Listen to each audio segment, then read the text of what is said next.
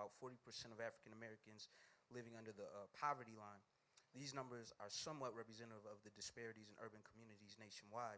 Look, I like Bernie. And I really appreciate very much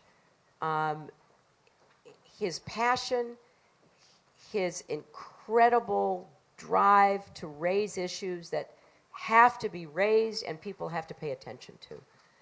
And I am really both impressed and excited about the people he's bringing into his campaign, many for the first time, who have either never voted before or who are, very attracted by his message and just want to stand up for it because, we do have to deal with inequality. We do have to deal with the deck being stacked against most people in our country and advantaging those who are at the top, both because of their financial standing or because of their political power.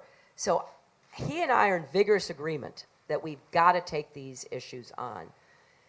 And, I'm very hopeful that I will be the Democratic nominee, and I've said this publicly, to work with him to make sure that we are, number one, keeping those issues front and center on the top of the nation's priorities. And number two, to work with him the way that I supported President Obama when I dropped out back in 2008. Help incentivize education, build inclusive capacity for Black and Latino entrepreneurs. We have differences, but those differences pale in comparison to what we see going on among the Republicans right now.